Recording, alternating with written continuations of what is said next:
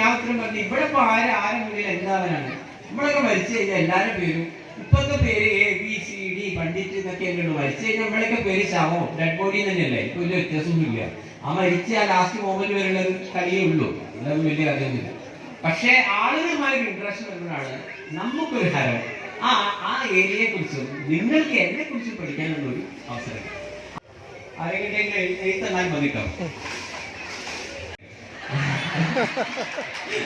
എന്നോട് ചോദിക്കുകയാണ്, നിങ്ങളെ ഇന്റർവ്യൂ എല്ലാം വരുമ്പോ ഭയങ്കര വോളിയത്തിലാണ് സംസാരിക്കുന്നത്. എനിക്കറിയില്ല, ഭയങ്കര ഫാസ്റ്റ് ആണ് അത്ര. ഞാൻ പറഞ്ഞ ഓരോരുത്തർക്കും ഓരോ രീതിയുണ്ട്. പക്ഷേ ആ ഇതിൻ്റെ ഇടയിൽ നിങ്ങളോട് ചിലർ പാട്ട് പാടാൻ പറയുമ്പോൾ ചേട്ടൻ ലോ വോയിസിലാണ് പാടാൻ പല ഇന്റർവ്യൂവിൽ ശ്രദ്ധിക്കുന്നതാണ്. എന്തുകൊണ്ടാണ് പാടുന്ന സമയത്ത് പതുക്കെ പാടുകയും സംസാരിക്കുമ്പോൾ ഭയങ്കര ഫോഴ്സ് എടുത്ത് സംസാരിക്കുകയും ചെയ്യും? മോളെ, നമ്മള് സംസാരിക്കുമ്പോൾ എപ്പോഴും എന്താ വെച്ച് കഴിഞ്ഞാൽ 100 ആൾക്കാരുണ്ടാവുകയാണ്. എല്ലാവരിലേക്കും ക്യാമറ പോയില്ല. അപ്പൊ നമ്മളിലേക്ക് തന്നെ ക്യാമറ വരണമെന്നുണ്ടെങ്കിൽ ഒറ്റ ഐഡിയ ഉള്ളൂ, ഇവന്മാരുടെ മുകളിലേക്ക് നമ്മൾ പോകാറുണ്ട്. അപ്പൊ കുറച്ച് വോയിസ് ഒക്കെ വെയിറ്റ് ചെയ്യും. കാരണം വേറെ ഒരാൾ അടിച്ചു നിൽക്കി ഇരിക്കണം എന്നുണ്ടെങ്കിൽ ചിലപ്പോൾ ആ വോയിസ് ഒക്കെ ആവശ്യം. പക്ഷെ നമ്മളൊരു പാട്ട് പാടുമ്പോൾ എന്റെ അമ്മ പറഞ്ഞൊരു കാര്യം, അതായത് ലോകത്ത് ഒരു മനുഷ്യനും ഒരു പാട്ട് കേൾക്കുമ്പോൾ അതിന്റെ ലിറിക്സ് ശ്രദ്ധിക്കാറില്ല.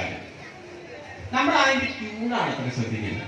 അതുകൊണ്ടാണ് പലപ്പോഴും ഈ ഹിന്ദി പാട്ടും തമിഴ് പാട്ടൊക്കെ നമ്മൾ നിങ്ങളെ ആലോചിച്ച് നോക്കി. നമ്മളിപ്പോ മുക്കാവിലായാലും ചിത്രക്കടയിലായാലും അതിന് വേറെ ഏതെങ്കിലും സോങ്, ഏത് സോങ് എടുത്തോ, പഴയതോ പുതിയതോ ഒക്കെ എടുത്തോ, ശരിക്കും പറഞ്ഞാൽ മറ്റു ഭാഷയിലെ ഏത് സ്വന്തം മലയാളത്തിലെ തന്നെ പല സോങ്ങിന്റെയും ശരിക്കും അർത്ഥം നിങ്ങൾ പറയും. അല്ലെങ്കിൽ അർത്ഥം അറിഞ്ഞു കഴിഞ്ഞാൽ നമ്മൾ തകർന്ന് വീഴും. ഇതൊക്കെയല്ല ഇതിന്റെ അർത്ഥം. ശരി, അപ്പോ ഈ ലിറിക്സ് എല്ലാം നമ്മൾ ശ്രദ്ധിക്കുന്നത് മ്യൂസിക് ആണ്. അപ്പൊ ഇത് അമ്മ പറഞ്ഞത് എന്റെ മനസ്സിലുള്ളത് കൊണ്ടാണ് ഒരാൾ എന്നോട് ഒരു പാട്ട് പാടാൻ പറഞ്ഞാൽ പതുക്കെ പാടും. കാരണം അത്രയും നേരത്തിന് കോളേജ് പറഞ്ഞ മനുഷ്യൻ പെട്ടെന്ന് ഇങ്ങനെ പിറുവിൽക്കുമ്പോ ആളുകൾ ഒന്നുകൂടെ ശ്രദ്ധിക്കും, ഇയാൾക്ക് എന്താ ഈ പറയുന്നത്. അപ്പോൾ എന്റെ ലിറിക്സ് നിങ്ങൾ ശ്രദ്ധിക്കും. അതല്ലെങ്കിൽ നിങ്ങൾ അതിന്റെ ട്യൂൺ അല്ലെങ്കിൽ മ്യൂസിക് മാത്രമേ ശ്രദ്ധിക്കുന്നുള്ളൂ. അമ്മ പറഞ്ഞത് അല്ലെങ്കിൽ നമ്മൾ രാത്രി വളരെ ഏകാന്തമായി ഇരിക്കുന്ന ഒരു സിറ്റുവേഷനിൽ ഒരു മെലഡിയൊക്കെ കേൾക്കുമ്പോൾ മാത്രമേ അതിന്റെ ലിറിക്സിനെ കുറിച്ചോ ആ രീതിയിൽ ചിന്തിക്കുന്നുള്ളൂ. സാധാരണ മനുഷ്യന്മാർ വെറും മ്യൂസിക്കെ ശ്രദ്ധിക്കുന്നുള്ളൂ. ഈ ലോകത്തിന്റെ പൂജാമുറിയായ ഭാരതത്തിലെ മണ്ണ്, 4 വേദങ്ങൾ, 108 ഉപനിഷത്തുകൾ, 2 ഇതിഹാസങ്ങൾ, 18 പുരാണങ്ങൾ, 18 ഉപപുരാണങ്ങൾ, 6 ദർശനങ്ങൾ, ആരണ്യകങ്ങൾ, ബ്രാഹ്മണങ്ങൾ തുടങ്ങി 100 കണക്കിന് ഗ്രന്ഥങ്ങളിലൂടെ ലോകമാനവരാശിക്ക് അർഹതപ്പെട്ട സന്ദേശങ്ങൾ നൽകി മിമിക്രി കലാകാരന്മാർ 2 ഭാഗത്തിരുന്ന് അദ്ദേഹത്തിനെ കടിച്ച് കൊടഞ്ഞ് വലിച്ചെടുത്തപ്പോഴേ അവരെ പൊളിച്ചടുക്കി കൊടുത്ത വ്യക്തിയാണത്. പൊളിച്ചടുക്കി കൊടുത്ത ശ്രീകണ്ഠൻ നായർ ഷോ. അദ്ദേഹം അവസാനം പറയും ചെയ്ത്, ഇത് ശ്രീകണ്ഠൻ നായർ ഷോ അല്ല, എന്റെ ഷോ ആണ്.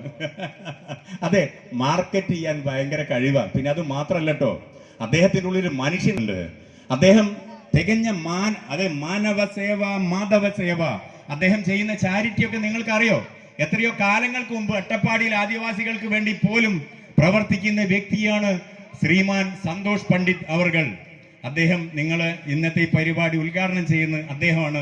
ഏതായാലും ഞാൻ ദീർഘിപ്പിക്കുന്നില്ല. ഏതൊക്കെ സിനിമയിൽ അഭിനയിച്ചിട്ടുണ്ട്? Very good question. കുറെ പേരുണ്ടാവും. നമ്മളെ പേരെന്താ?